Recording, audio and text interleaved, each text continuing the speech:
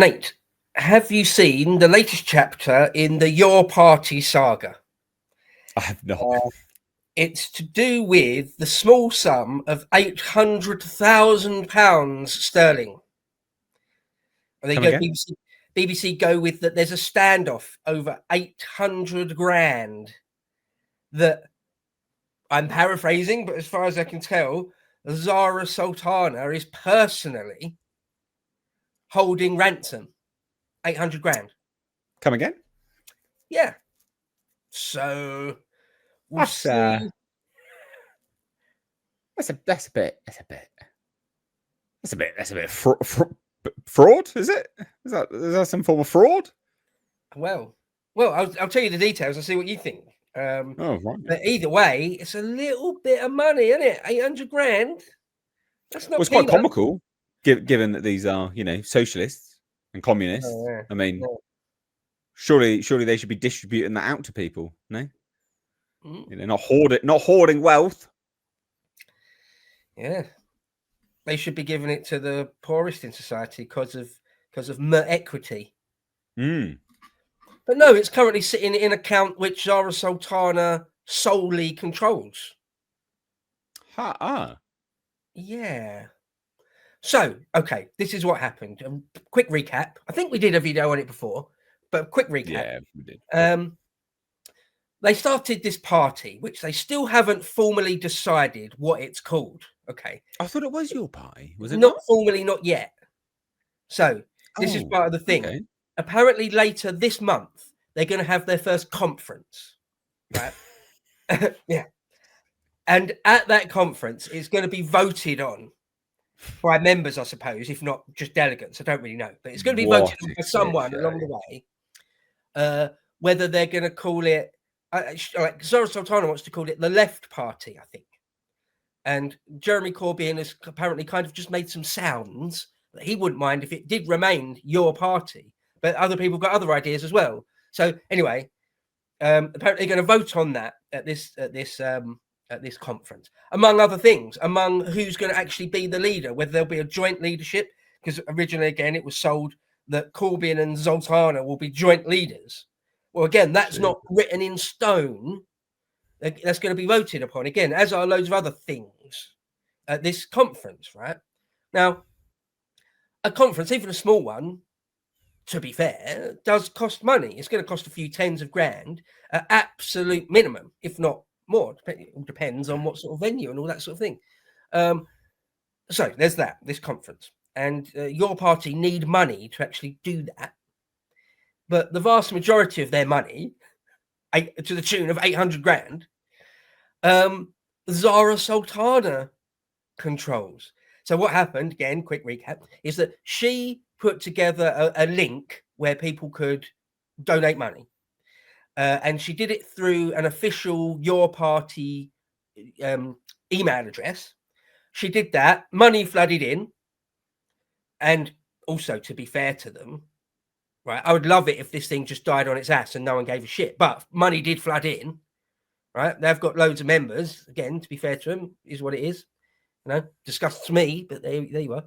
So loads of money flooded in. And then very, very quickly, Corbyn and a few of the other sort of important people in that movement said, well, wait, no, that isn't our official sort of portal for gleaning money from our members. Don't give money to that. And if you've set up a direct debit, end your direct debit and watch this space for the proper link. Okay, so all that happened. Zara Sultana, meanwhile, right, had that money, I imagine, had already set up a completely different company. BBC call it MOU. I imagine that stands for something, but I don't know what. Anyway, she set up this company, MOU, a limited company. And that's where this money went. And it had like a board of trustees or something, which was like 3 or 4 different people, one of which was Zara Sultana.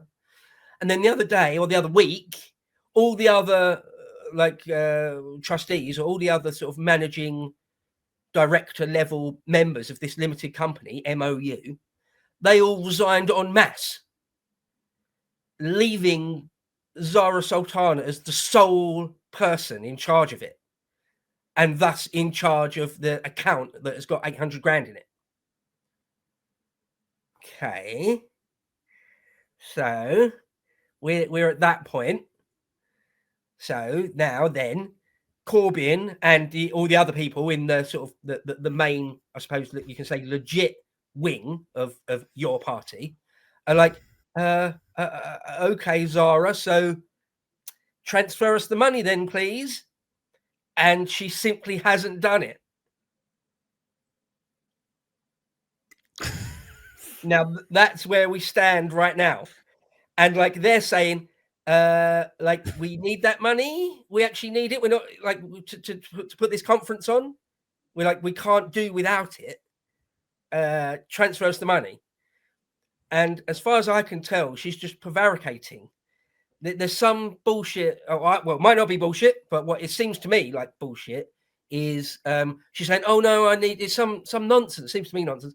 I need to check, like I need to do due diligence on where all the money came from before I can transfer it. Don't think so. Don't really think that rings true. I don't think that's anyway.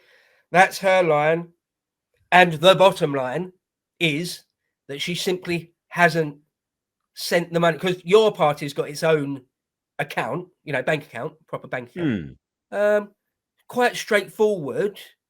Even with a large sum like that, you might have to get on the phone to someone, but still straightforward to transfer that money to another account. If everything's above board and nothing dodgy is going on, doesn't take days and days and days and weeks. It's up to Zara Sultana to transfer that money. Now, it may come out that even by the time this video goes out in a day's time or something, that the whole thing's blown over and she's transferred the money and it's the end of the story. But as we stand right now, as a recording of the evening of the 7th, Friday the 7th of November, she just simply hasn't done it. What do you think? Well, what are you thinking? Oh, wow. I love this. I love the ongoing story that is your party. What a shit show. I don't think has there ever been such a failure of a party launch like in history? Like this must be up there. It must be up there. Like there's obviously been like parties that have, come and gone with a fart and a whimper. But I mean, this has like controversy after controversy. It's so comical. It's so unbelievably comical. I remember we did a piece where she was basically threatening to sue at one point. And it's like, what? And then they're like, oh, no, we're going to work together now. And, it's in our best interests. And now she's like, yeah, well, the money's there. But, is it really there?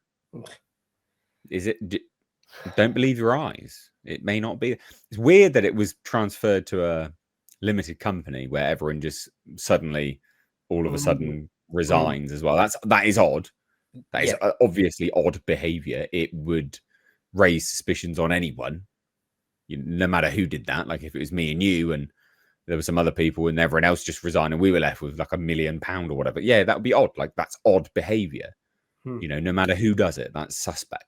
It raises questions, doesn't it? Obviously, coordination. You've been told why were you there to begin with?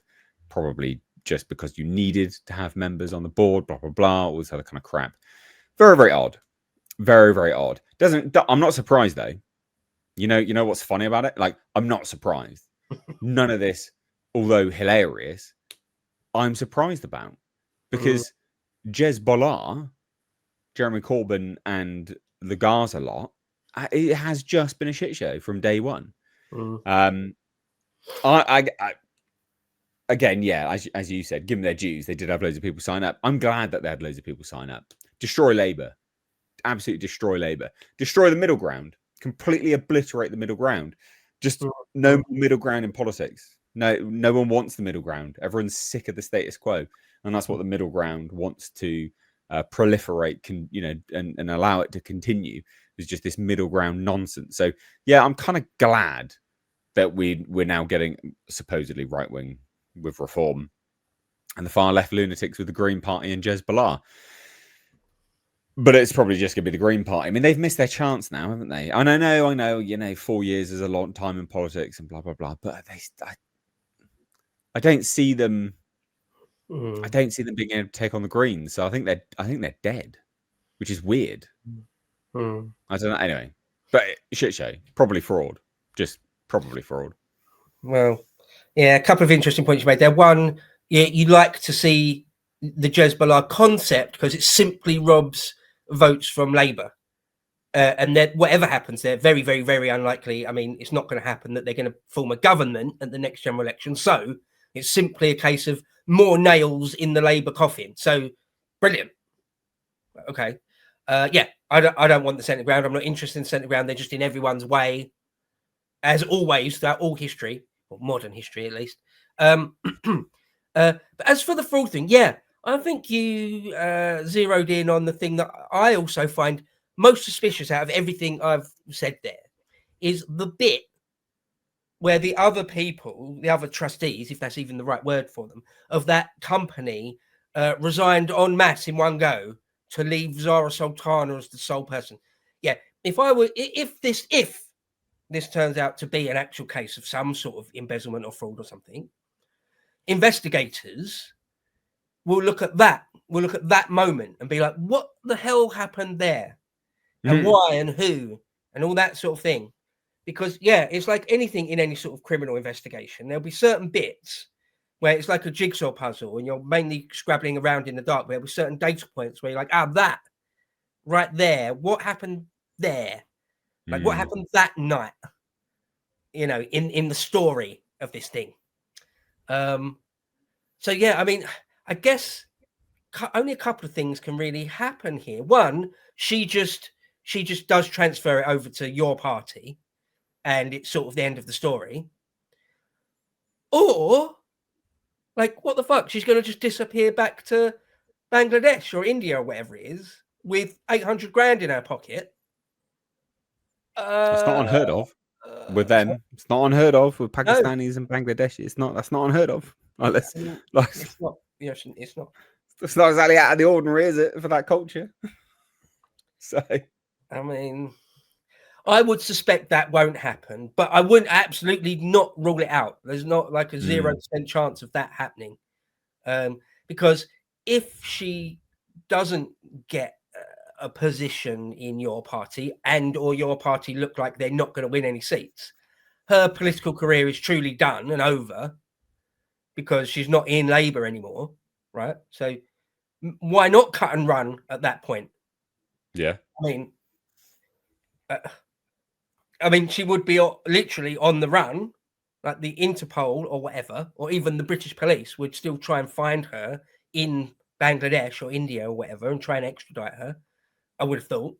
Actually, no, in our system, probably not. Probably just let her get away with it. But, I mean, we'll see. I wouldn't put it past her. I consider her an absolute sort of fifth columnist, got no scruples, obviously doesn't care about Britain in any possible sense.